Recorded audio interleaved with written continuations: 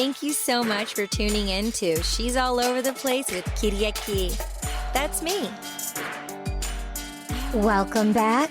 Today we have Creatress, VR performing artist live sculpting in the Metaverse. Creatress is a VR performance artist at the intersection of virtual reality and fine art, creating experimental virtual reality and augmented reality performances that can be experienced in person and virtually using live streaming. Using a VR set, a custom soundtrack, and the energy from the audience to inspire spontaneous creation. I have experienced it. I have witnessed Creatress in motion in multiple different states for different IRL events. She is the hit of the event, and people look forward to seeing her perform. She creates 3D abstract sculptures in front of live audiences with a live feed, allowing the audience to see her first person view on the screen. And then she takes the 3D creations and she mints them on the blockchain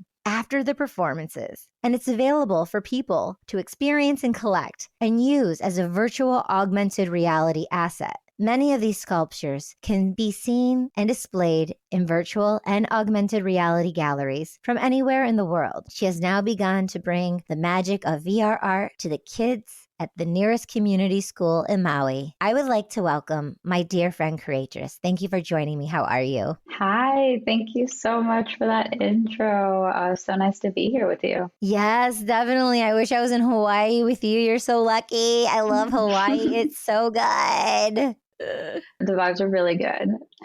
So do you swim like how many times a week or like put your toes in the sand? Like how's the vibes with the water? I get to the water as often as possible. Not as much as I should, definitely. But yeah, the beach is really close and we have different beaches to pick from. We got our favorite beach. And then my son loves to boogie board. So it's been nice. It's been nice. Very cool. So let's share like where are you from and how did you get into being an artist and then in the specific niche of 3D sculpture and VR performance? I mean, because that's so prolific and out of everyone in the community and the ecosystem, like you were like the it go-to person and you've branded yourself in such a way and you've performed at like top tier, like the creme de la creme events. And it's like you set a certain precedence for yourself. And so that's just as a friend, as an observer, as an artist, just watching someone move. I really admire that. So anyone tuning in and listening, it's someone like Creatress that you want to befriend and follow and watch her steps and her moves and what she does. And she really puts herself out there. So circling back around, like, where are you from and how did that happen for you? Like, when did you realize it? Yeah. Well, thank you, first of all. And in terms of where I'm from, I was born in Mexico,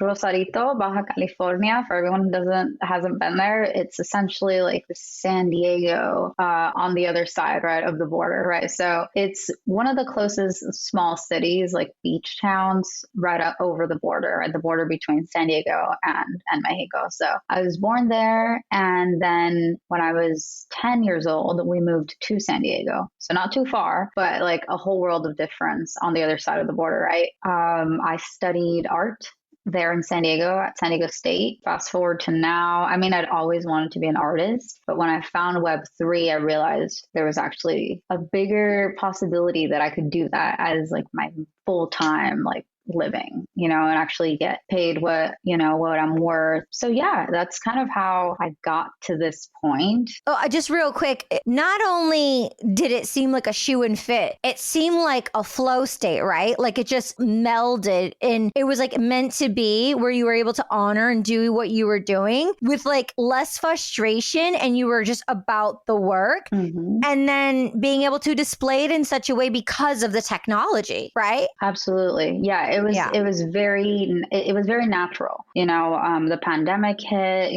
back in 2020. And so I was home more, I got laid off. I was home more. Then I got introduced to Clubhouse. And so it was just like right at that very moment when NFTs were being talked about on Clubhouse, right? Like the first few rooms, and it all kind of happened very organically. I was working more on my art because I was home and I wasn't having to go to work as much, right? The pandemic kept us all at home. And then I was listening and learning about NFTs at the same time. And then right around that same time, I got a VR headset. So it all just happened like at a very wild timing, and so far it's worked out pretty well. It's been a couple of years now. Let's talk about the training and the process of the craft of what you do. Like, are there certain softwares that you go to play? Like, I would go to Procreate, or just getting like materials from a paint store. What are the materials you use? Because like getting the headset is an investment, right? It's like a thing. It's like you have it or you don't. It's like you go to that level. But for you, when you're building and you're creating, what are some of the tools you use as a 3D sculptor and a VR performing artist? Yeah, so I have two headsets. I started with the Meta Quest 2, which, like you said, is an investment. It was about $400. And then I had to buy these lens inserts because I wear glasses. So I had to buy these custom lenses that pop in there so I could see in there. And then I did a performance where Meta was one of the sponsors. Yeah. So they actually gave me one of their new headsets, the Meta Quest Pro. Yeah. And they let you keep it? Yeah, they let me keep it. As a gift. It's like one of the perks. Oh my God, that's so chic. I love that. Yeah, so I use that now too. Sometimes people like really worry about like, oh, the finances and how am I going to get this? But if you actually just start messy and you get into the flow of what you're getting, you're going to align to the people. And then there's going to be those extra gifts and perks that we just don't even know about, where it just like takes care of itself. Totally. Right? Like the community aspect and people looking out for you. That's so cool. I love that. That's so neat. Yeah, it was really nice of them. And so now I have both headsets. I've got, but honestly, and then outside of that, so that's the hardware part, right? Yeah. And then there's the software, which is the apps that you can buy for the headset. I use Gravity Sketch, and I use that one pretty much exclusively. I have other apps, like there's a Vermilion, which lets you paint, but that's a different thing. I think of myself more as a 3D sculptor, so like I could go and make a painting in the VR app, but I could also make a painting in oils. Like I have done that too. That's really not my focus right now. So I'm pretty religiously on Gravity Sketch. It does everything I need it to do for now. So yeah, it's about $30. That's a good price. That's an important good price. And then do you have to like always update it? Like, are you always updating it? Because I know apps, you have to always update things. Like, is it like that? Or is it like, okay, like you're good? Like how is that? Yeah. A little bit. It's a little bit like that. It's not like all the time, but you'll just log into your headset, and when you click the app, it'll be like, oh, there's a new app update. Do you want to do it now? You could say no, or you could skip it if you want. But they do. You do have to do the updates on there too. And the first headset that you got that you mentioned, when you make that investment and you get it, like how long can you use it for the rest of your career? Like, because technology moves so fast. Is it good for 6 months, a year? Like, can you use it for the next 5 years? Can you add on like certain chips and things like that to like upgrade it? Like, so when people are knowing, like, because some people don't make that initial purchase because they're scared that something new is going to come out. So a lot of people just get it all in their head and they don't even take the chance to play because of what I just said. Yeah. I think the MetaQuest 2 that I got, I've had it since 2020 in December, right? So it's been a full 2 years. I expect I'll be able to use it at least another year or two.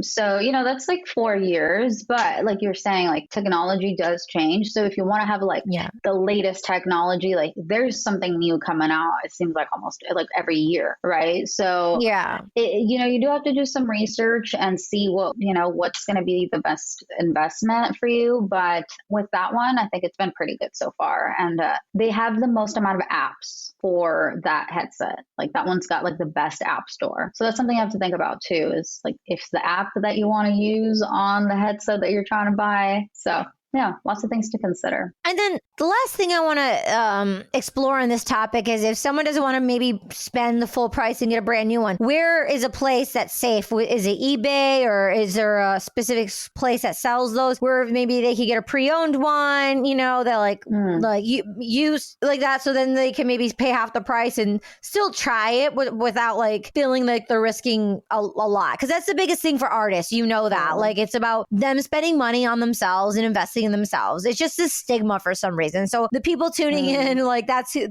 this podcast is for. It's not for the people who already have it figured out or who have like all this, it's for the people who like maybe don't, who are stuck in those ways. So I just always think about those corners as well, because I was in a situation where I was a kid when I was a DJ, and if I would have been told like, oh, just go to Guitar Center and try out the gear, then I could have played and explored, but no one told me that. So I didn't think to ever go to Guitar Center and just to play when I was really into DJ. But if I had like someone like you or me and hearing a podcast that shed that light, that it doesn't have to be so like all or nothing or black and white. There's that space in between. So that's why it's like things are always negotiable and just take one step and things like that. So I kind of like to lead people in that gentle kind of way. I like that. Yeah, I know that the Meta stores now are popping up certain places. I know there's one in San Francisco. I believe there's one in LA, and you can go and try the headsets there if you want to just try them out. As far as like secondhand ones or refurbished ones, I haven't looked into that, but I would imagine that Amazon has some and eBay probably. I was looking at refurbished phones just the other day, and they have them on Amazon, so I know they've got that type of thing. But yeah, I think there's probably there are also stores or like experiences that I've seen. So the first time I tried a VR, for anyone who's never tried a VR too, this is an interesting one. I was in Vegas and there was this experience. It was like a Star Wars experience. Yeah. And so you went there and you could go with your friends, and then they, there was 3 of us, I remember, and they put us in a room. They put on this like vest, that like buzzes, and then like a VR headset, and then you have a gun. And so you're like a stormtrooper going around. And if you got hit by like Darth Vader's people, you're like thing would vibrate. So it was really like immersive. And so that was actually the first time I tried VR ever. And I know that there's a bunch of experiences like that around the world. So if anyone's interested in VR, I would suggest trying that out because it was a really cool like taste of it. And, it was maybe $20 to do the experience or something. And then, for some people, they may be like, why? Like, why? Like, okay, try it out. Cool. But like, why? Like, where do you see this going and growing to and it being sustainable for like a full-time artist career, position, business, things of that nature, like the longevity of where you're growing to, your insights and visions of what you know from the experience and education, things that you've studied for someone who maybe doesn't understand it at all. Like, any ideas there? Yeah. Oh my gosh. There's just so many different things that it can go, right? There's like space, for example. One of the things that I tried out when I first got my VR headset was the ISS app. So there's a International Space Station app for VR, and you get the app and you can literally go around and like experience the inside of the International Space Station. You can see exactly how it looks. It even is constantly spinning around, just like the real one. So like you get that sense of like zero gravity that the astronauts get. So this is just one like tiny experience, right? What's the app? I'm just going to download it right now. Yeah, it's called ISS or International Space Station app, and it would be on the Oculus. This is like an Oculus app specifically. So things like that, there's experiences where you can meditate, and there's like a whole guided journey where there's like someone speaking to you, and then you're actually seeing visuals that match up, and getting people really immersed in meditations like that, I think have a lot of mental health benefits. And so things like that could help people in hospitals that can't move or can't leave their rooms, but they could be immersed in these other environments. So there's so many applications that VR has past, the initial, gaming. You can literally be where you are, and then you and people in VR can just come to that person and take them through this whole experience without them leaving their hospital bed. Totally. Let's say it's that. Yeah, that could be very exciting. Because I've been in, elderly people's homes when I was a kid growing up, when unfortunately my grandpa was a veteran, and he went, and I remember how it was, like smelly and gross and those lights, and it's so scary to go into a hospital. So, I mean, if they brought anything like that to hospitals or care centers for elderly people to give them that color, that excitement, those experiences, I think it would enrich their souls in a massive way. So, wow, I just never even heard of that before. So thank you for sharing that.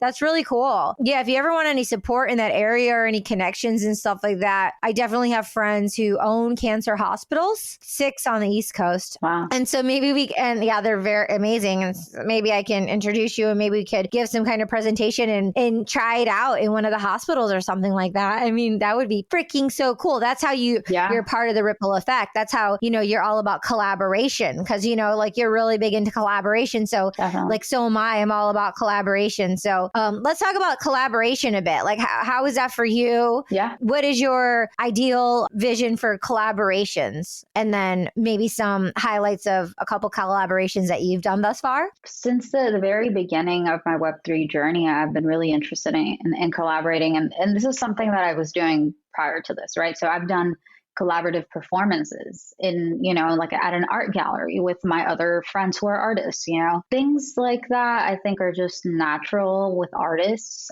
We like to share and remix our art. And so the same thing goes in Web3. One of my first collaborations, I'm trying to think, was with an artist, Wilfred Lee, who's also an actor. And I met him on Clubhouse. I just remember, like growing our relationship and, really vibing with each other's art. And so what we created was, it's like a video called Butterfly in the Fortress. So he created like an animated background. He created music for it. And I created a butterfly, like a 3D butterfly that he included in there.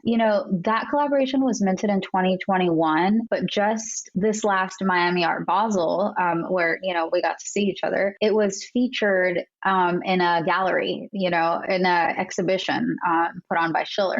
And the thing is, it's just like, we did that collaboration back in 2021. And then for it to be like kind of resurfaced and seen by so many new people, it was just so awesome. So that's kind of my goal for collaborations, is to like, not just one and done, but to nurture them like over time, because not everybody knows your old art, to someone seeing it for the first time, it's something brand new. So I want to make sure I give love to my, old collaborations. And I've done so many. I was part of this NFTs for saving Afghans back when we had that, when we were fundraising for the people in Afghanistan.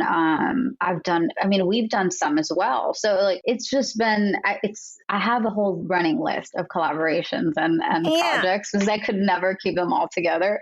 But it's been really nice. And I'm excited to do way more when it comes to events, when it comes to IRL. Yeah. Shout out to Searchlight. They're all about empowering women creators in the space. I love Searchlight, Jen Joy, like everyone on the team. And I mean, I was in so many international collaborations last year worldwide because of Web3 and the community. And you and I were definitely in a lot of collaborations in those same exhibitions, so that is so cool. The important thing is showing up. When they have the submission and, not judging yourself, and just to submit a couple different things and see what they take on. And it's so earlier in the space that they're not going to be so judgmental. Like, they're going to be like welcoming you, especially as a female founder, artist, creator. Like, that's what I really like Searchlight in that way. And there's so many opportunities, which is cool. And internationally, they've been great. What are some near future IRL events you're looking forward to for 2023? Oh, there's so many. I don't have any officially that I'm saying I'm going to, but I have a lot on my wish list. So I'll tell you my wish list. All right. Don't hold me to it. We'll see which ones happen. I've got East Denver on my mind. I definitely want to go to VCon. I know you were there too. We saw each other at VCon as well. What do you mean we saw each other? I mean, we were like there together.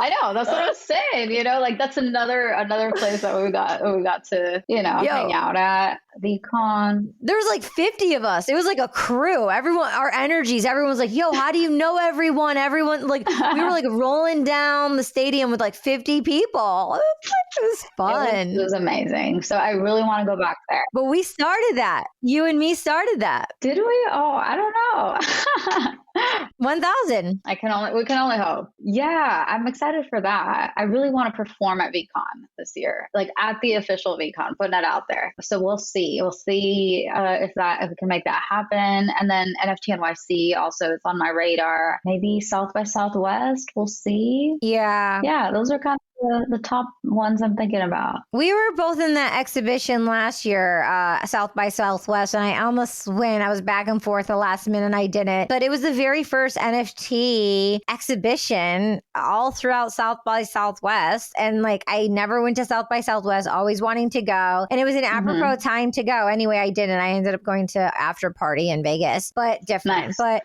it was great. It was great. But the thing is, yeah, I would like to go this year too. We'll see if it happens. But did you submit, to a VCon, to Gary's people, you already did that. You're professional. You sent over your decks. You already told them. I did. I emailed them, and I also submitted like on the official VCon application platform. And so. Oh yeah. All right. Well, my antlers are out there. Fingers crossed. My antlers are out there for you because I see you there. Thank you. Yeah, I see myself there too. I definitely see myself. It's only 2 hours from New York. It's 4 hours from Detroit. Oh, really? Yeah. So, nice. Yeah. So you're there. I think I just need to get my ticket now, just so I just have it, Yeah. Just so I have my flight anyway. Because when we went to Minnesota, I got it the day before and I spent $600 each way because I waited last minute. So now that I know I'm going, just get the ticket. Like, anyway. Just get it. Yep. Just get it. Totally. Yeah. Cool. Very cool. Yeah. For me, and New York, if I'm here, New York. Yeah. And then, VCon and, Art Basel. So those are the ones that are on my those are on my radar for this year. Yeah. Otherwise, I've sowed seeds with so many great people like yourself. And I just want to build and nourish these relationships and build with the people that I really respect and admire, their ethics, their morals and their goals and where they're growing to. And how can I enrich and empower them, elevate myself and include them in what I'm doing. So that's kind of like my plan, for 2023, what's happening right now. I love that. Nice. We've sowed seeds for sure. Yay. Let's talk about a couple highlighted performances. I know you did NFT NYC, the launch of Rad NFT TV. I've been working with them for about a year now. They're super rad. So yeah, that was amazing. You performed there. Where are other places that you performed that were like super spectacular for you? Yeah. Well, honestly, Rad was super fun for me because that was the first time it was a nightclub, and I love dancing. I love electronic music. So that was a big highlight. So really appreciate that. Let's see. The other one actually during that trip to New York was NFT VIP. And that was just like a really cool event put on, and that was at Margaritaville at their rooftop pool. So that was just like a totally different environment than I'd ever been in. It was a really cool LED screen, and then it was reflecting on the pool. So it was just like, I don't know, it looked really, really sweet. And then just being in like that energy of Times Square was just, I don't know, it was really magical as a performer. And I think the audience also enjoyed it. The audience, there were so many people there. There were a lot of people there. And then Rad in the nightclub, you had your own VIP booth, and like you had like over 30, 40 people there like supporting you, and like you were just like running it. You were like Miss VIP running it over there. I was like, girl, what's up? I did some videos. I wanted to get like you with the Rad sign. I think I sent them to your sister. Those were like great contents I was able to capture. The first time I saw you perform was San Diego NFT, right? With Jess Greenwald. And she was so stoked. She's like, oh yeah, we got to go see Creatress. We got to see my friend Creatress. And I'm like, okay, cool, let's roll. And we saw you perform there, and that was really cool. So every situation is different, Totally. And then, the BFF girls, you did some stuff with the BFFs, right? The BFF bracelets. Oh my gosh. Yes. You're so humble. Yeah. My BFF. I love that. I love that event. Yeah. They're amazing. And honestly, so yeah, they hired me to do a performance during one of their holders events, right? So they do perks Works events IRL. And so they had me perform there. And then, what's funny is everything just comes full circle, right? Yeah. So, and then fast forward to, last year in November, I got recommended to Paris Hilton and her team to do an event for them. The thing is, she's a founding BFF from the BFF project as well. So it's just like, it all just made sense. And I think my BFF actually even raffled off a couple of tickets to go to Paris's event to their community. So like, I'm a big My BFF fan. They've been really supportive. Me too. Yeah. Yeah. I remember like when all that was happening, it's just so cool when like you feel the energy and you're so close to it and you get to observe and like watch it like grow and nourish. And that's so amazing. And then I was so proud of you. And then Paris's event, like, oh, I wish I would have went, but it was on 11/11, like on my birthday. Yeah, that's insane. And she did like this whole thing. I love her. She's great. Yeah. That's so neat. And and then I was like scrolling and there was like a video and I like tag you. I'm like, yo, that's you, right? Because like you were like the queen in this area. Like who else is doing what you're doing? Like I do not, and this is your niche, right? So you'll know like for me, I do collages, right? So there is definitely this like collage group that that I knew about, that I found out about, I just started following, but that I need to like befriend them more because I do collage art. So like for you in the specific area of where you're going to, like how is the community of females, and males in this area? Yeah, I mean, in VR, I definitely have way more male friends that are into VR than females. I don't know why. Maybe I don't know. I don't know what it is, but we do need more women in VR. Uh-huh. But I feel like I'm part of multiple communities, right? So there's like the 3D artists, there's the VR artists, there's the AR artists that are making more like filters for Instagram and like more augmented reality experiences. And then there's the performance artists. And then I'm also kind of close to the music because the music is what inspires my art. So I feel like I'm like a little bit in all of them, and I love that. Love it. I love that. I love that. I love it. And now I don't feel so overwhelmed because that's it. It's like you're this, but you're an extension of this and this and this. And all the things you mentioned, I admired and I appreciate and I could collaborate. The thing that you mentioned, the thing that where I could come in is like, I have music. I have solfeggio healing frequencies that are attuned to certain healing frequencies. So it's like, if you need any music, 15 seconds, like one song is like 7 minutes where that could be like 8 pieces if they're like 30 seconds each. Like, so anytime you need music and any vibe, I can make you beats all day right here. Like I can give it to you in like 30 minutes. So like we could collab with that when you need music. And I work with a scientist who puts solfeggio healing frequencies. He encodes them with solfeggio healing frequencies. And we get to pick like a kid in a candy store, like which healing frequencies you want, like 639 hertz for like fostering forgiveness. I see. Or like 396 to remove guilt and fear. So based on your journey and your project and your mission of what you're doing, if you're like, oh, this would be awesome in healing in this way, like definitely collaborate with me in that way. Would love to hear from you. Okay. I like that. I didn't know that you were into the healing frequency stuff. That's really cool. I've seen a lot of videos on YouTube about it. And, sometimes you just like need something to put on, to chill. I've definitely, tapped into that. I'm going to send you some just so you can vibe and listen to it.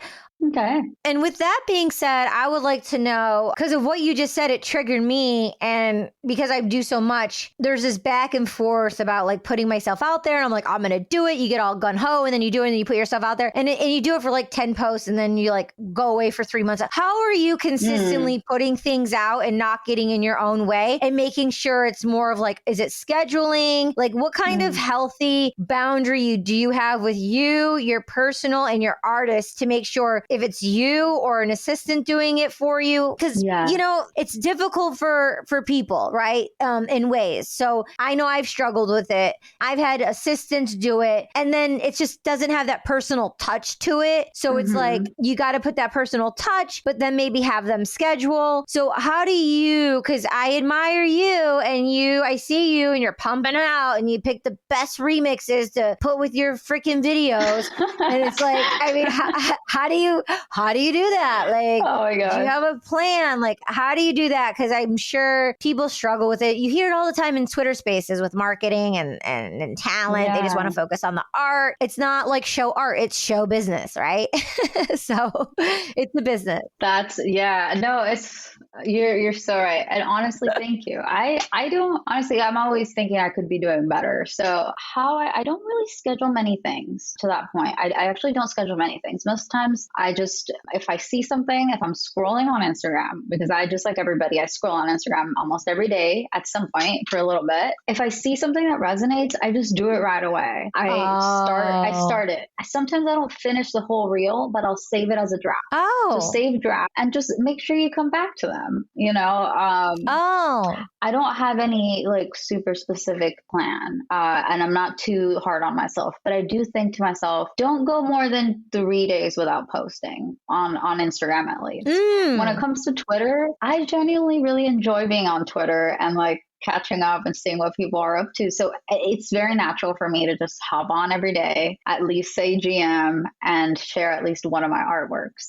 Because here's the thing, most artists will put out an artwork and they'll go real hard on marketing at the beginning, right up leading up to the drop, right? Yeah. And maybe a little bit after. And after about a week or two, most artists don't keep sharing that work, whether or not it's Yeah. sold. So I try as much as I can to bring back older artworks and just share them as much as I can. But there's no scientific way that I have. I just, when I'm inspired to make a post, I'll do it. I love it. And I would love to share with you when I hear like a song or someone saying there's this Van Gogh thing right now. And it's like, I just save it. But if I have that intuitive hit when it's fun, do it right then and there when it's fun, Mm-hmm. I mean, because in the past, not too many times, but in the past, I've spent like 45 freaking minutes and then you just shut down and you just don't do it at all. And it's like, I stop breathing, my neck, it's like gets tight. I stop breathing, I get overloaded, shut down. So, but no, what you just said were some awesome nuggets and gems. I appreciate that. Being like a raw, authentic artist, going with the flow, going with that intuitive hit, and then being like, yo, I'm going to say what up and be like, I'm going to share some of my art. It's like, that's how we're all connected here. And people want to see your art and you want to share your art. Yeah. And so when you do a post like that, how do you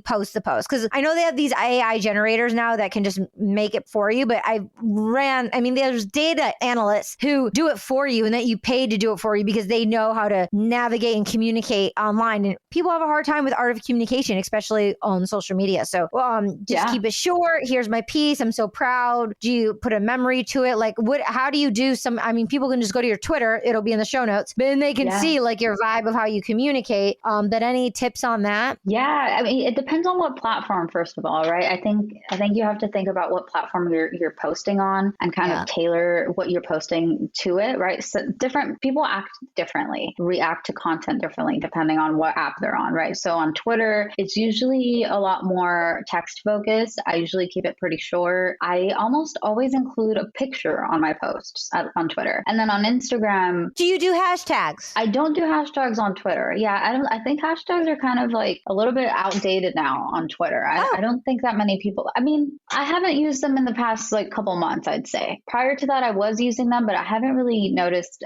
too much, I don't know, more engagement or extra, boosts with hashtags. So good to know. I'm going to try doing no hashtags. I'll let you know. Yeah. And then on Instagram, I've heard too that hashtags are really not really counting as much as they used to either. So what I do is with captions for Instagram, I usually keep it more on the short side. I like when people go long, but I don't always want to read a long post. So I also kind of time it. Maybe one thing that I do try to do is when I'm posting about an artwork, I post at least 3 times in a row and I give different angles. Sometimes it's like a still image and then a reel that shows the artwork in motion. And then maybe, a carousel or another reel that shows it in a different location. So depending on when it comes to caption, one of those posts will have everything about the art. It'll say how I made it. It'll have maybe, like you said, a memory. Maybe I'll add some hashtags there too. In the other, maybe the reel, I feel like not many people read reel captions all the way. So that's where I'll keep my captions shorter for reels. So yeah, I mean, like I said, there's not a science, but there is some things that go into account. I did 3 today. I kept them short. I did do some hashtags. And so, cause I haven't done it in like such a long time. And then my post was like, yo, is IG Reel still a thing? Cause like before I'd be get like thousands and like all these views. And then now it's like nothing. I'm like, I've never said the word, oh God, I'm going to cringe even saying it right now. Shadow banned. Like it's so like, is that even real? But I was honestly thinking, I'm like, I wanted to be like, yo, is shadow ban a thing? Like is something happening? And I was thinking I was doing some hashtags. Maybe I need to not do the hashtags because I heard that as well. So yeah, good to test it out. One thing I would like to say and to conclude this and then move on, you do videos, which is great because your stuff is live motion and movement. And I definitely know on TikTok, they brought back carousels for photos. However, on Instagram, it is very applauded to actually when you're doing a reel instead of like photo, like a carousel, it's better to do the live video. The algorithm picks that up and you naturally do that because your stuff's live motion. So yeah, I just definitely noticed that. Yeah, definitely been trying to push more on reels since they implemented them. But I did hear that they are going to be adding more still images now. So like first it was all still image, then they focused on reels, and now they're like, okay, fine, let's start boosting the images too. So it seems like now they want both.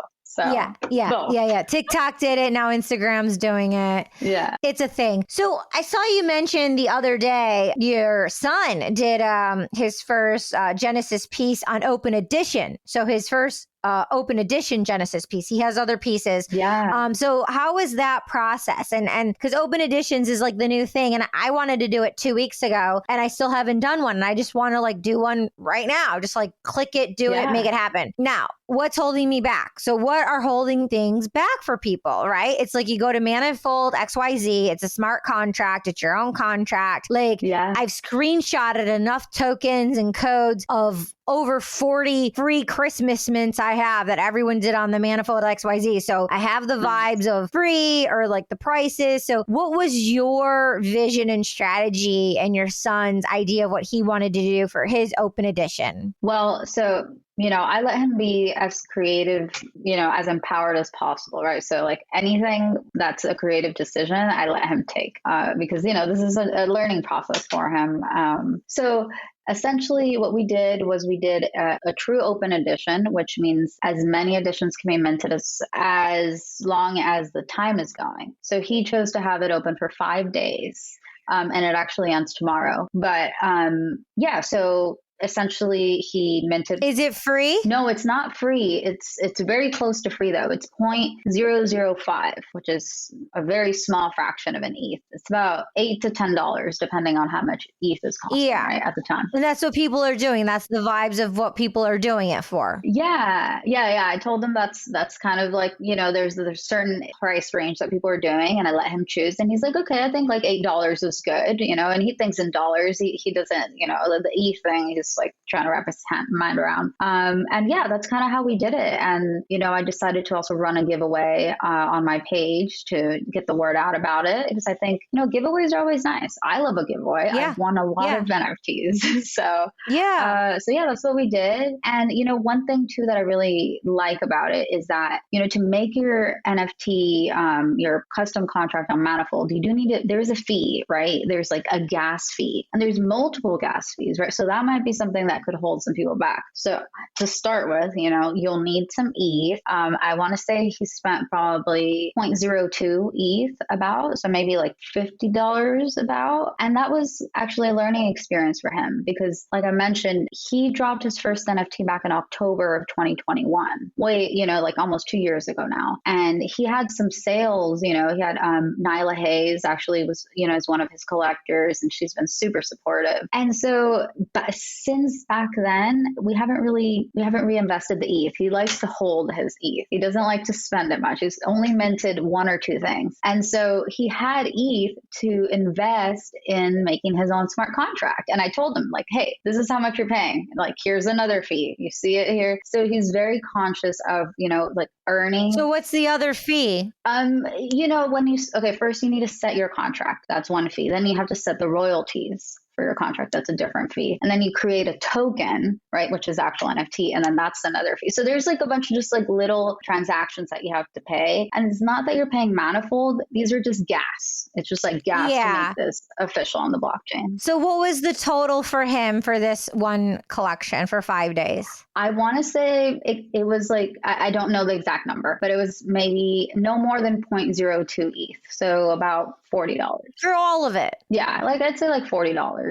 That's a great investment. And it's awesome because it's 5 days. So you can really gear it up, pump it out 5 days, and then do another one instead of it going like a month or a year. And it's like how do musicians like sing the same freaking song all the time? Like it's just so drives me crazy and boring. Like how can you go and do the same thing? Like you go and like create VR art and stuff, but it's for a different energy, different crowd, different decor, different location. You're somewhere else in the world and the piece is different every single time. Like there's certain structures and fundamentals that are the same, but it's still, there's creativity within those structures. And I think the open edition is really cool because you can test the market and see what works and what doesn't work. And just because if something works and what doesn't work doesn't mean it will work or won't work at another time. It just depends like where people were at and who was exposed to your work and what the story was about, right? How it was presented and if it really struck a chord. Like, with catastrophes happening in the world, people are like focused on other things and like it just could take a gust away. Same thing. It's the same thing like when a TV show comes out and like Paramount spends $16 million on marketing and then there's like a shooting in Florida and then they have to choose to pull the campaign and the TV show because it has some similarities and it's like those things that happen in life. So but as individual artists, without that support, without that knowledge, and it could really take us down. So it's really important he has you as the emotional support system. People can tune into the podcast, listen to stories so they don't think it's like all or nothing because it can be very dramatic and, as being an artist and the dramaticness is very exciting, but also detrimental if we're not handling it in proper ways. And mental wellness crisis, it's important that we communicate about these things, right? So, and just be vulnerable. So like people don't feel so alone in those areas. 100%. And that's a great point because too, the first day after, we launched his open edition on a night at night. I remember it was a nighttime thing, it was like right before we went to bed and just, his artist name is Unknown Pedestrian, just to put it out there too. So he woke up the next morning and was like, hey, let's check the claim page. Let's see if anybody collected it yet. And I was just like, whoa, like it's only been like 12 hours and we haven't really posted it anywhere. So we gotta like expectations, right? And so definitely like artists, you have to know that like the marketing can be definitely affects how many people buy it. It's not always like how good is the art, there's also like getting it in front of people. And so, day one that morning, obviously no one had bought it. And he's just like, oh, darn. Okay. And I was just like, all right, this is what we need to do. We need to put it out there more, and he's just like, okay. I'm like, all right, let's put out a reel. Let's put out like some tweets. And, day two, he's just like, oh, came home from school, wanted to look at it, and thankfully, he had sold 7 that day and he was stoked. Right. And so, but that's the thing, like learning to, as an artist, accept that it takes time. Like just because you enter Web3 and you mint something, just because there's tons of people excited about Web3 doesn't mean someone's going to collect your work right away. Like it takes time to build up to that. And I think it's good for artists to remember that not everybody sells out like right away. Not everybody is people and it takes time. So, yeah. Well, the other thing is a couple things that I learned about marketing is, and I don't know if he did this or not, but he almost, for example, we'll just use your son for this moment. Yeah. He almost tells people about it, leaks it, talks about it. So then when it happens 2 or 3 weeks from now, they're like, where's that link? You know what I mean? And then you drop it instead of like, because a lot of people, what I used to do is like, I would secretly secretly hoard it and do it and then surprise everyone and be like, here you go. But there wasn't that energetic build up. So I found in marketing, even when you do like a movie, a foreign movie, you go and you announce it foreign and then you collect the money and then you make the go make the movie. And then same thing with the book. Like you tell everyone about the book and then you actually go write the book. Like you don't actually just like put it out. You like let people know. So just communicating and sometimes that's hard for artists too to communicate that. So I'm practicing that. So I'm recently gonna say something that I'm going to be doing that I've been manifesting, and like I'm really excited about these open editions I'm gonna do. And I don't want to put this pressure on myself. I'm still finding the gameplay to figure it out, but I'll keep you updated in that area. But where can we find your NFTs and see your beautiful work? Yeah, you can find me on just about any platform at Creatress Art at creatressart.com. Just more information, links, all the things. Yeah, any of my platforms on social media, there's a link there and there's tons of work, lots of different cool things that you can check out, mainly 3D made in VR stuff. So very cool. And all of that will be in the show notes. So awesome. People can just go to the show notes to follow you, connect with you more. Very cool. As we're wrapping it up here, any last like words of wisdom? I actually have a question. Oh, yeah. But any words of wisdom? No, ask the question first.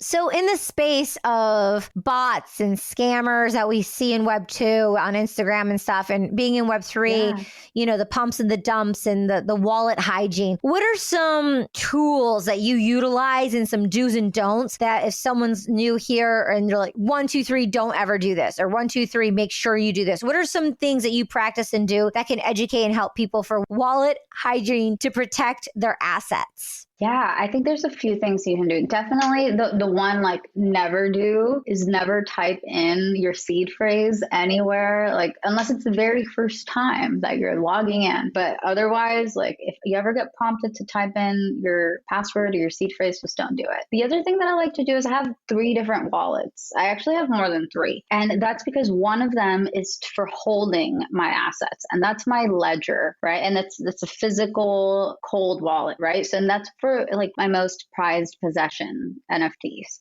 Then I have a wallet that I call Dummy Wallet, and I use that one to interact with like free mints, because as we talked about, there were a lot of free mints at the end of the year. So I use that one just in case for whatever reason. So you just keep some ETH in there to pay the gas, or do you just transfer it? Do you transfer it often? Like, but you just because it can be annoying, right? Totally. And it can add up too if you're, buying from one wallet and transferring to another, right? So I kind of just have like a few different wallets where I keep NFTs, different NFTs. So some of the most prized ones I keep in the ledger. Then I have a wallet where I mint my NFTs from. And then I have a wallet, like I said, the Dummy Wallet. And that one is just for like interacting with random things and, getting airdrops or things like that. So that's what I would suggest, is having different wallets for different things. And that way, if anything ever happens, you're not losing everything. You're just, you only lose whatever's in that one specific wallet if you ever, hopefully not. But yeah, those are some things that I do. I definitely recommend a ledger for your most prized things. Like that's key as well. So yeah, that's what I'd say. Yeah, love that. Speaking of leisure, I was at Solana Spaces at Hudson Yards recently. Everything in that store is 50% off. You can get a ledger for 50% off at Solana Spaces at Hudson Yard. Wow. Like, yeah, it's 50% off. And that's amazing. Need a ledger. Yeah. So I have a question also, because like you mint a lot of stuff. So do you mint from those wallets where you mint from those wallets that you buy? Or how do you keep your branding in order when you're putting out all these different projects from different wallets? Yeah. I know, you know what? I need to be better about that actually. So to be completely honest, the wallet that I mint from, which is my Creatress.eth, I also collect a lot of stuff on there, and I really need to stop doing that. But that's just what I've done so far. And I'm going to get a little bit more organized, but I love all the art that I buy. So I don't mind it being seen next to the art that I make. So I like that. Yeah.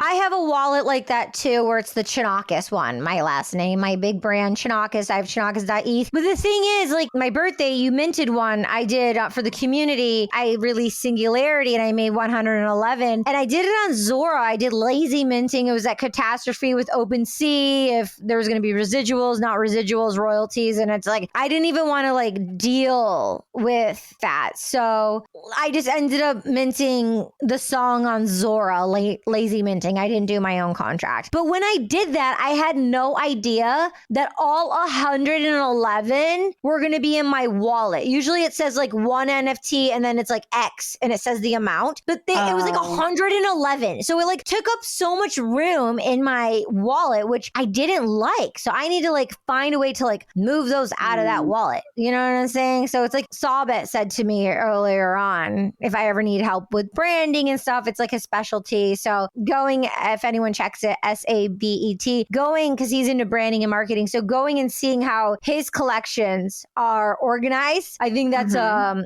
good leader in the space to follow for a better organization. Definitely. Yeah, I love how he's done. From when we're collecting and minting. Yeah, he's done a great job. Yeah. I'm going to keep that in mind. Just wait. Yeah. Soon enough, I'll have a brand new wallet. Another one. Word. So, as we're honing it in, any last words that you would like to share? Just anybody listening, just go for it. If you have a crazy idea and you feel passionate about it, just go for it. Someone, might see it and think it's like the coolest thing ever. And you never know, you might keep getting invited to do that really weird thing that you didn't think anyone would like I did. So, yeah. Love that.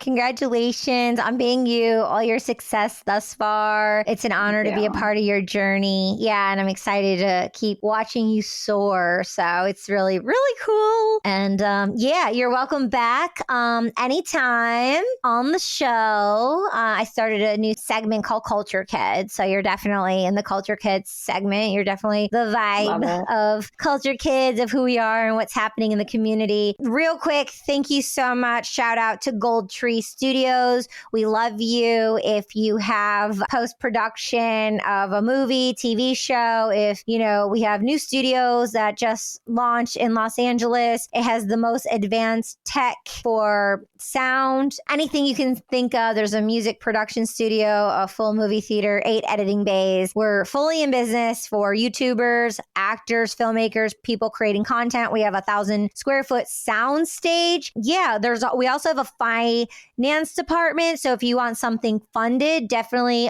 look up Gold, GOLD, Tree, TREE Studios.com and contact them. Say She's All Over the Place sent you. Also, you can look at them up on Instagram and let them know that She's All Over the Place sent you. I'm really proud. It's my brother's new studio. So he's worked very diligently to make this happen. And he's all about the artists and, dismantling that other stuff that's happening and getting really raw and real and really helping out independent creators. So shout out Tim Chonacas. I love you so much. And thank you for supporting me. Creatress, thank you so much. And we'll see you next time. Thank you so much, Katie. Bye. Thank you so much for joining us. We'll see you next time. Kiriaki, over and out.